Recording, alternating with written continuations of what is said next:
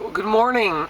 Welcome to the Apocrypha class, Religion 390, Special Topics in the Study of the Apocrypha. Sorry I can't be with you on this first lecture. I know you guys all love Syllabus Day, but many of you may know already that I'm gone all week doing my own study research in my doctoral program, so hopefully a couple more classes and long project and I'll be there. But anyways, I am so glad that you guys have signed up for the course. The course is going to be really unique. I'm really excited because of the 26 students in here. I know almost every one of you.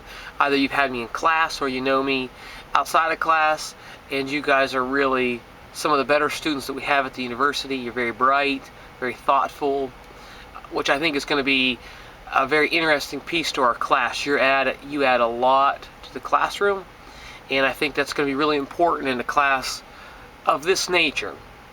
So, as you know, I've already put the syllabus online, and I do apologize. The syllabus is a little more kind of a skeleton as opposed to a whole body, but these dry bones will live. We will put muscle and flesh on this, and I'll try to give you a week's advance notice on things when it comes to those journal reflections. Everything else is outlined. It's just simply those journal reflections that you'll be doing on Tuesday to bring to class on Thursday that will really need to be plugged in week by week. As I'm learning, you're learning. But you know, most of you have so much to do that you can only think in 1 week blocks anyway. So in saying that, let's get down to it. Let's talk about the class, how you may earn an A, and how this class can really be an enriching class. So this is a 390, so I do expect very thoughtful, considerate work. I do expect that you guys will do your readings. Now, I know that when you had me in the 200 level course, New Testament, we talked about readings, but oftentimes the students here and there. But this class is really going to be, you're going to make this class, honestly, because I'm going to be more of a facilitator. There'll be times we'll stop and we'll have some lecture piece, but I'll be mainly a facilitator. You guys will be doing the discussion and learning. This is really my hope in this class, is that it's really one of these classes that prep you for graduate school and adult thinking. So with that, the class is a Tuesday-Thursday class. And because it's also a hybrid, that makes a unique experience for us, that every Tuesday you will have an online piece. You won't be coming to class. What that's probably going to look like is that there'll either be a video lecture that you'll watch on your own time that will be uploaded, which there are many different videos already posted on your on Joule, and maybe a reading, and then I'll be asking you to reflect on the lecture and reflect on the reading, and then you'll come to class ready to discuss. Okay, so every week outside of this unique week where we will not meet on Tuesday or Thursday because of my personal absence from Kentucky, every other week, Tuesday will be online. Wednesday we will meet in class at 9:30 till 10:45, and we meet in the admin building to 11. Now, the only other exception to that will be the week of Hillbilly Days, which is April 16th, 17th, and 18th, and we are just simply going to flip our class that week, meaning that we will do the in-class experience on Tuesday, and our online piece will be on Thursday. I don't want you to have to miss any class, but also I want you to be able to enjoy the fruits of Hillbilly Days. So, anyways, there's kind of the nuts and bolts of that. Let's talk about our textbooks for this class. Number one, our primary textbooks, really important, is actually the Apocrypha. Here, you'll notice this is a Lutheran edition, not because I'm a Lutheran, but they really have produced the best, most up-to-date translation of the Apocrypha with really good background articles, study notes. Now, I know that the HarperCollins Study Bible, the NRSV, which we use for everything else in religion, has the Apocrypha within it with some study notes, and it's pretty good. I mean, I have to admit, Yet, if we're going to take the whole semester and look at the Apocrypha, I feel like this is much better, and it's not all that expensive. So it's well worth it because of the study notes and the background articles. So just really want to encourage you. We're going to be spending a lot of time with this. Primarily, you have to read the text known as the Apocrypha, which we'll talk about in a moment is even kind of a loaded term. So this is a Lutheran edition, fairly new. The bookstore should have it. If you have any problems this week getting hold of this text, I need you to call me. My cell phone number is on the syllabus. You can also email me. I will be available online in the evenings. My class goes from 8 to 5:30, but after that I'll be available to talk, so send me anything, any kind of questions that you might have. So this is primary textbook. This is the Apocrypha, and so there's that. And then our next textbook is kind of our secondary text, but we will be reading the entirety of it, is an introduction to the Apocrypha by Dr. David De Silva. He's at Ashland Theological Seminary. He's one of the leading Protestant scholars in the world on the Apocrypha. I sat under his class in the Apocrypha. This is a helpful text. It's very, very dense. It feels like at times the font is about a 2 font, but his introduction articles and then the way that he kind of theologically discusses each individual text is really, really important. And one of the keys for De Silva is going to be that these communities, these evolving Jewish communities that are in the process of looking at Hellenization and experiencing Hellenization, how do they incorporate, exclude, include these different various cultural factors upon their own religion. De Silva's going to talk a lot about that, and I think that's kind of the heart and soul of the Apocrypha text, that whole question of how do you take a religion that some people believe is static and or fixed, and how do you then have that deal with an ever-changing dynamic culture, and it's going to create lots of tension in this part of the Jewish history, which I think has huge implications on the New Testament community.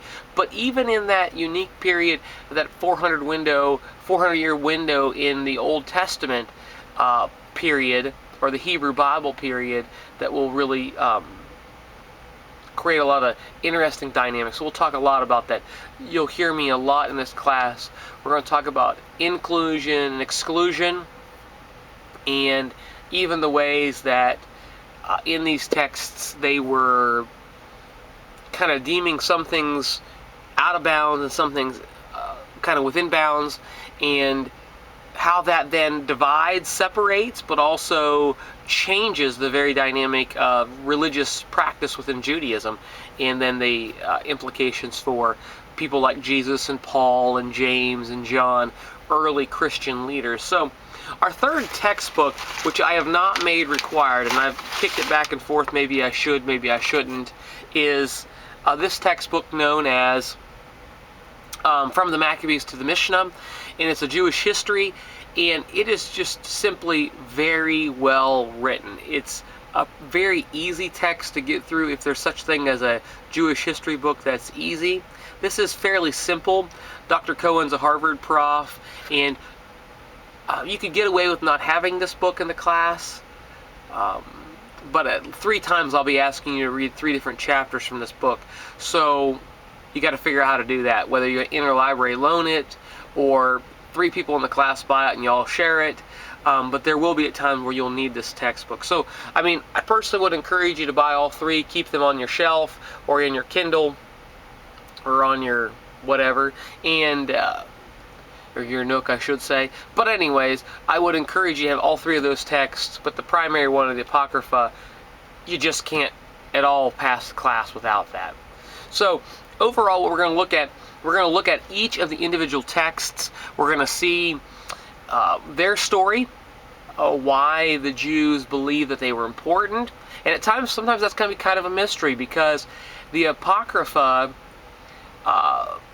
there are some things written about it, and there are some gaps, because it not being officially recognized within the Protestant world as sacred text, and even some questions within other various Christian traditions. So it's kind of a murky study that some people would even say, why in the world are you wasting your time on the Apocrypha when there are 66 books of the Bible? Well, you know, you shouldn't ask a Roman Catholic or an Orthodox Christian that, because they would say, what are you talking about? First thing we have to realize about these documents, if you don't know anything about them, is that the issue of whether they should be included or not in the sacred canon is a hotly, I don't want to say hotly debated because it's kind of a settled issue now, but it's a very significant issue. If you walked into Roman Catholic Mass this Sunday, you may hear a reading from Sirach or First Maccabees, and that would never happen in a Baptist church, because in the Protestant world there is they do not believe these texts are within the 66 books of the Bible. Yet, however, in Roman Catholic world and Orthodox world, these texts are not called the Apocrypha. They are called deuterocanonical, meaning extra canonical books or extra canon that is helpful and critical for spiritual formation, telling history. And one of the reasons why I'm so fascinated in this study is not only the inclusion-exclusion piece and how religions evolve and change and move with culture and time, and also how small groups of people, this is something I'm really fascinated with, is how small groups of people can hold on to certain principles and yet change some things to kind of re-emphasize or redeclare what's important to them. Small group spiritual formation, I guess, is what I'm saying. The other thing is the whole canonization process. I'm fascinated by how religious leaders can declare certain text as of God and then some text as not of God, and how politically loaded that really is. So yeah, I mean, we'll push some boundaries in the class, but I think that hopefully what we'll learn by looking at these texts isn't simply that which is in Judith, or that which is in additions to Daniel, or that which is in the additions to Esther, but is really what we should be thinking about is the very notion of sacred scripture and what that does for people, the process of canonization, because that's a worthy conversation with most people, especially religious people, is the notion that canonization, which is so loaded and so important, how much do we really know about it, and how critical that is for long-term implications on a religion. So what we're going to do is we're going to look at a lot at religious context, historical context, literary context, political context. So we will talk about Alexander the Great and the Maccabees in this class. Talk a lot about a period known as Second Temple Judaism. Let me just define that for you so you don't get lost. That simply means, you know, the first temple in the Jewish history was built by King Solomon way back in the midst of the Hebrew Bible.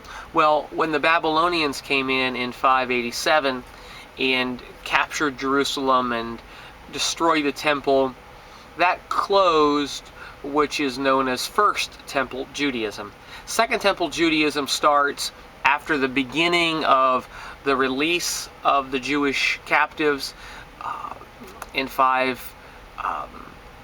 roughly around 520, 530, when the Jewish exiles start coming back into Jerusalem under King Cyrus, and then they begin to rebuild the temple. And this is like when you hear about people like Ezra and Nehemiah, this is when Jerusalem was beginning to be rebuilt. This is Second Temple Judaism.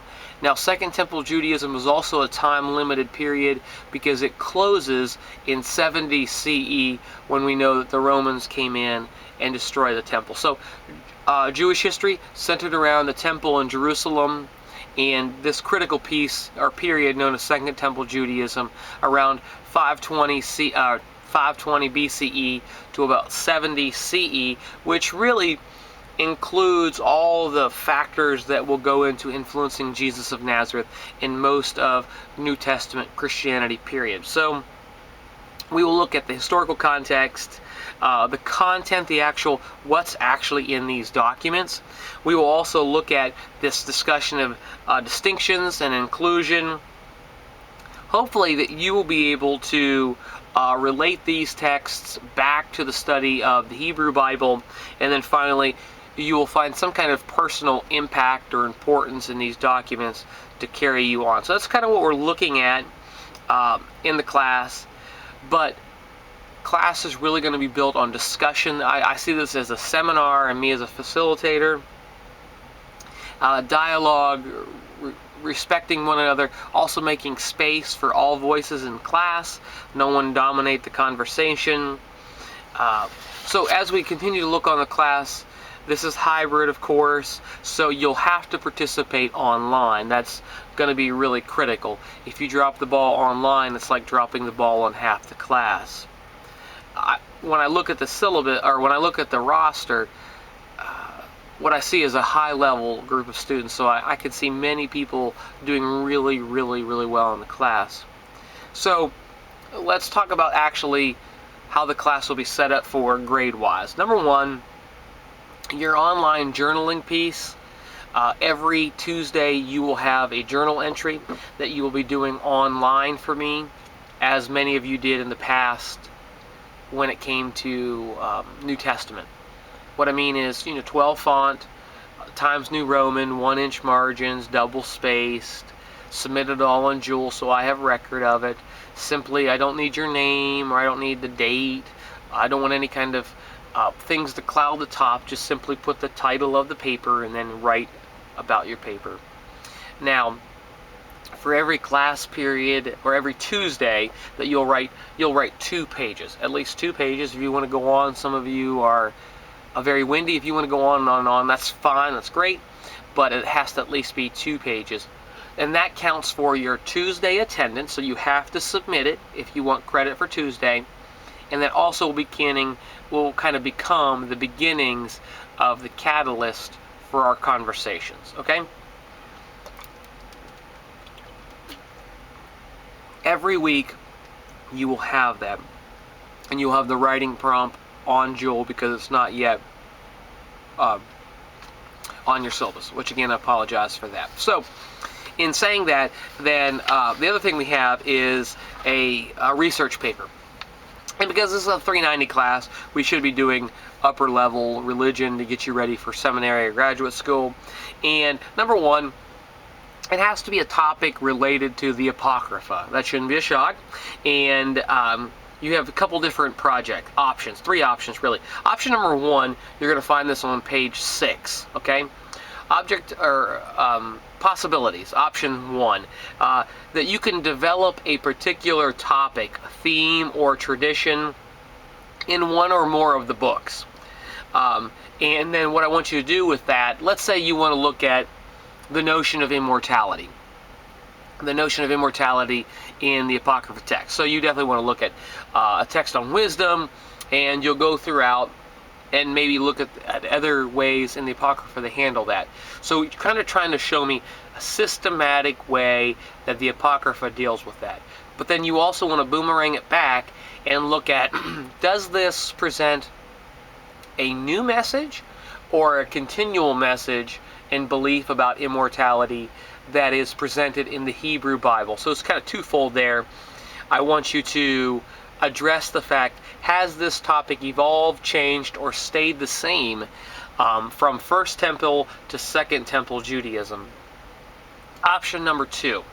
Option number 2 is, so option 1 is very, very broad, kind of looking at a more systematic throughout the whole Apocrypha.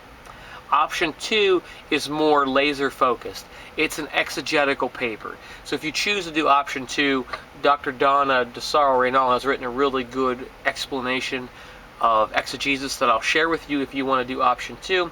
And that's really where you're going to look at a small block of verses, usually 10 to 15 verses, and you're going to be writing an exegetical paper. We know exegesis literally means drawing out of the well, so you'll be honing in, looking at literary, cultural, political contexts, looking at each verse, kind of looking at what's going on there in the Greek of these languages, or of this text, and you'll be providing some detailed conversation or discussion about this using various scholars and lots of research, and then drawing out some implications, some insight. What does this text mean? What are the practical implications for today? You may also want to look at maybe how early Christians interpreted this text. That might be some of your scholarly research. So option 1, very broad. Option 2, extremely focused. Option number 3 is a little different. If you have a focus in the New Testament, option 3 may be for you. And option 3 will be this. You're going to look at and you're going to research, how did the early Christian communities and early Christians view these apocryphal texts, and how does it impact their theology? So that first option, you're going backwards and you're saying, how do these texts compare to the Hebrew Bible or the Old Testament? Option 3, you would actually move forward and you would say, what are the implications of these texts on early Christians? So you would lean heavily on De Silva and some other researchers, James Charlesworth and some others, maybe Bruce Metzger, to kind of have that conversation. So possible research topics. Now, of course not limited, because maybe you want to study sexuality and you want to kind of explore that in the Apocrypha and see if there's any kind of conversation about that. So here are some possible topics. Afterlife, martyrdom, also the idea of wisdom or religious accommodation, women's roles in the Apocrypha, objections to the inclusion of the Apocrypha in the Protestant canon, arguments for the inclusion of the Apocrypha in the Christian canon, the role of miracles or healings, judgment, apocalyptic visions and expectations in the Apocrypha, acclamation to the Gentile context by the Jews in the Apocrypha, opposition and hostility towards Gentile culture in the Apocrypha, preaching from the Apocrypha in a Protestant church, or the use of the Apocrypha by early Christians. So here are some ideas, but what you need to do is, number 1, you need to get your topic approved. And you really should be doing that early, because a research paper of this significance, I'm thinking of a 10-page research paper, that you need to be working on that and looking at it all semester long. So journal entries, step number 1, that's 30% of your grade. Also then your research paper, which becomes 1/5 or 20% of your grade. Now, let's look at some other things real quick, and we should be able to then wrap some stuff up, hopefully early for you guys. Nuts and bolts of, let's do attendance real quick. Attendance, number 1, we will have a final, but it will not be a, like Scantron or some kind of essay exam. Your final will be us gathering in class and discussing a project that we're going to do. So, as many of you did in the New Testament class when we did the Compassion Project, very similar way that we will process our information. The project will be very different. So, in saying that, I've already given you the date for the final. Don't plan vacation. Don't plan your brother's bar mitzvah or whatever. Know that you need to be in class on the finals day. Also, you get 2 free absences from this course. Beyond that, if you miss 3 to 4 classes, then you'll have a 25-point, not percentage, but point deduction out of the 1,000-point class. After 5 classes, unless you make them up, you will fail the course. This is very, very critical. And if I notice you start missing many Thursday classes, you're going to bury yourself, because we are only really meeting in class 1 time a week. Also, an FN grade, which is discussed there, ways you can make up class, attend chapel, which is once a week at 11 o'clock. You have to attend 2 chapels for every 1 class, or you can attend a 7:37 service, and 7:37 will start back up soon. Also on page 2 of your syllabus that talks about attendance issues and how to understand the requirements for attendance in this class. It also discusses the journal expectations. So there's that. Okay? Now, let's talk about the other couple projects for this course.